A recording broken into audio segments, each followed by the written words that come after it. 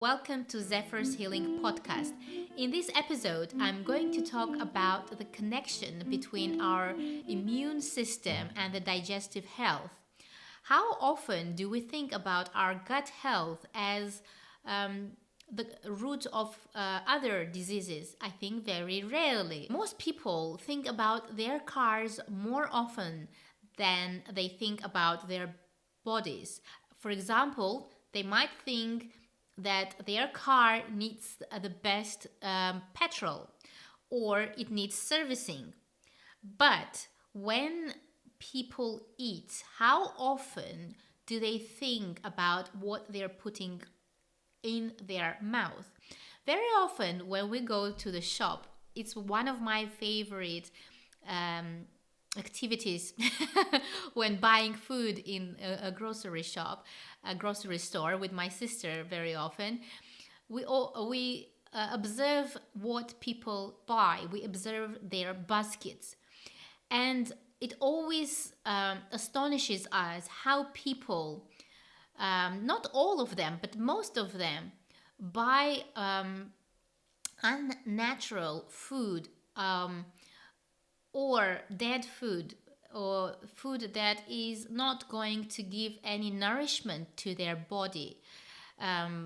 They buy cookies, lots of cookies, sweets, ham, just bread, ham, fizzy drinks, or Coca-Cola, or I don't know, anything.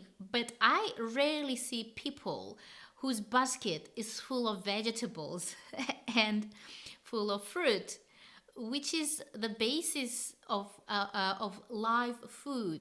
The reason I'm trying to stress the importance of food that has fiber in it is because if the food is alive, then it is going to feed your cells. It is going to give life to your cells.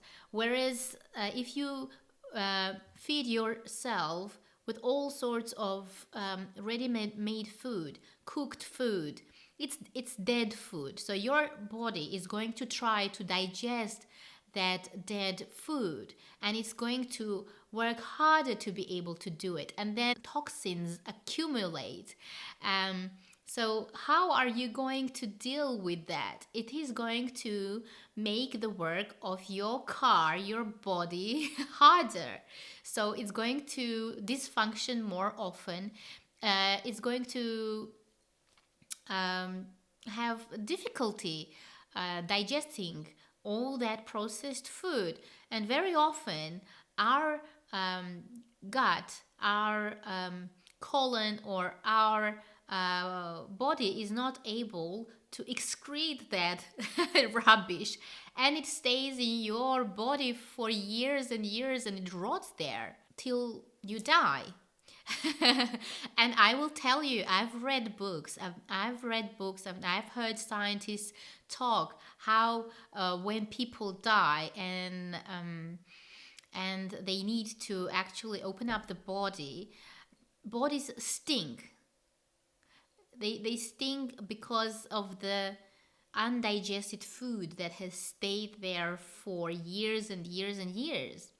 So that's why it is important to clean our digestive system. You keep your house clean, you keep your environment clean. You want to have a nice house with clean and beautiful environment. You open up your windows very often to keep the air fresh. So why don't you do the same to your body? It's really important to ask questions like this. When we talk about our gut health, we also need to think about our immune system, because immune system is a network of cells, tissues, and organs that protect our body. Gut health is the basis of the immune system, and it houses about 70% of the cells that make up the immune system. Imagine 70%. So these cells have a close relationship with healthy bacteria that reside in our gut. And of course, these bacteria differ from person to person depending on what they eat, what environment they are in, what drugs do they take. And good bacteria can produce vitamins. It can aid digestion, support healthy immune function, and fight disease.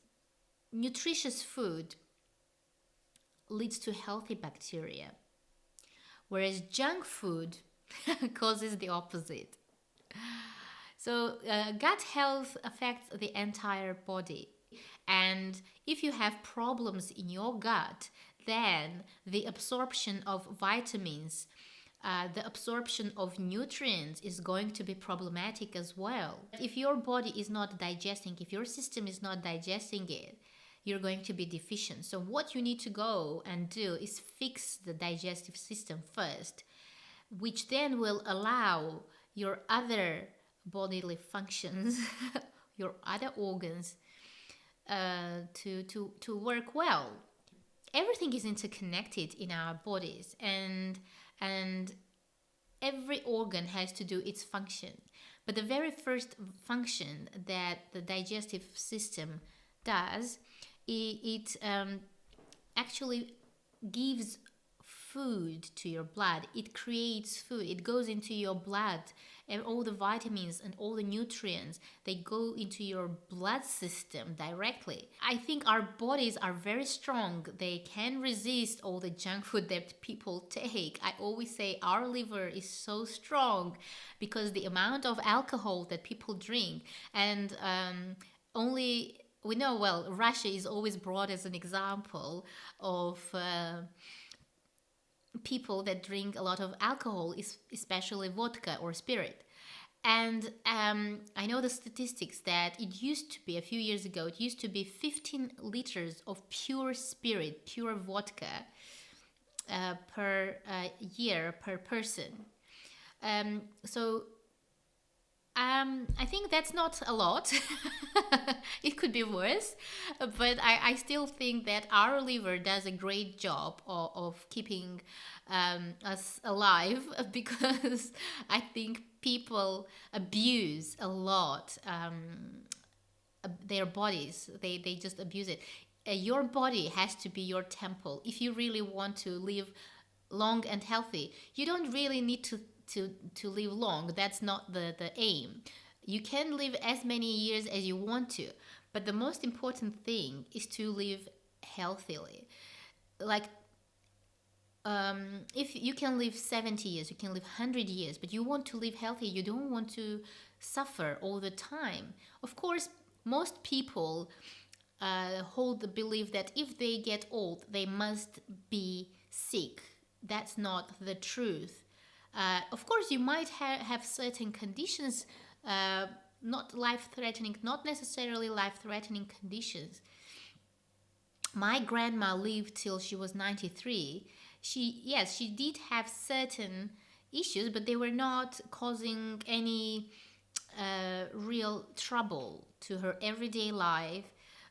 They were minor, and so everyone can have that state if they put the effort.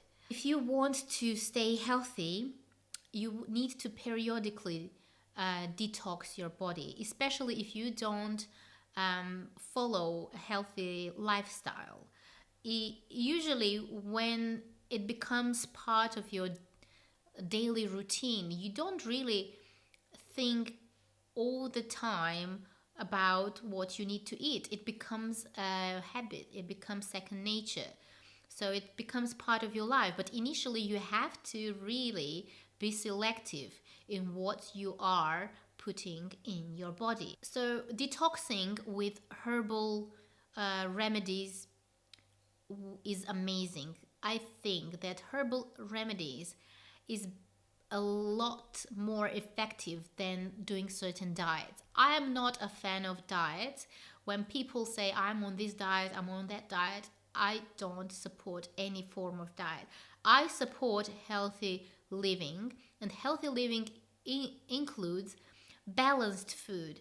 I'm not encouraging anyone to stop eating meat, although reducing meat would be really good because nowadays we don't eat the same meat that we used to eat, let's say 20, 30 years ago.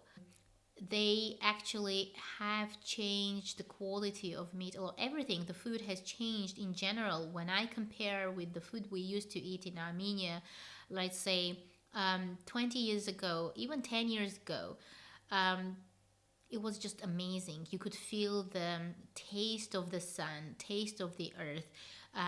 You could feel these flavors that don't exist these days anymore. But we need to do our best, basically. And because the way the meat is produced, the way the animals are treated these days, reducing meat would be beneficial. There are certain ways you can treat your gut. If, for example, you have problems with constipation, you have dry digestive system. It means it in Ayurvedic terms, it's aggravation of vata, and vata is a lot of air. There's a lot of air and wind, and your body becomes very dry, and that dryness can be felt everywhere. The skin can become dry, and your digestive system. It also means that you worry a lot. Your nervous system is not balanced. You are either full of worry or fear. And so Ayurveda, I love Ayurveda now that I've read and researched more. I thought I would never be able to understand what it is, but it's a complex approach, a holistic approach to your body, and finding the balance finding the balance in your lifestyle and in your body and health. And actually, when something happens, usually there is a disbalance in your life or your lifestyle or somewhere. And so basically everything is interconnected. And if you want to moisturize your dryness in general, you need to take moist things to soften and to lubricate your gut. And there are herbs that also can calm down your nervous system. And that is why taking herbs when you have digestive issues is an amazing place to start. Also, hydrating yourself, of course, hydrating, drinking more water also eliminates the dryness. So, you need to take food that is easily digestible. For example, let's say an apple or a fruit can be digested in, let's say, 15 minutes. But if you eat meat, it takes at least 3 to 4 hours for your body to digest it. So bear that in mind when you are doing a detox or when you're trying to solve any issues with your gut. There are a number of ways to treat your gut, and I would be happy to help you find out more. I can maybe record a second episode on gut health because it is a huge topic. I can talk about it for hours and hours. And your gut might also be inflamed, so you need to eat things that reduce that inflammation in your body. And things like the dandelion root and bitter greens, uh, artichoke. These things can help your digestive system. You can use things like flaxseed. There's a special way of using it, and I can explain maybe later how to use that in treating your digestive system. Um, you can use different oils just by taking in, because it also lubricates. Oils lubricate, they lubricate your gut, like flaxseed oil. Olive oil is also good, coconut oil. So you can use a combination or keep changing the types of oils, or depending on your taste of the mouth, You might like certain oils, you might not, yeah, like others. If something bad happens, right, you immediately, you say gut feeling, you feel it in your gut. So it means that your gut really tenses up. It's where your feelings go, especially negative feelings. Of course, feelings can accumulate in different parts of the body, but we very often assign it to the gut. So the digestive system immediately responds to your stress. So when treating gut, you need to think about your stress levels and how to reduce that.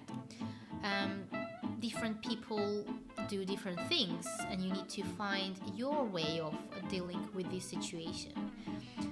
So that's all for today. I hope you enjoyed my short little chatter, and I hope to see you soon.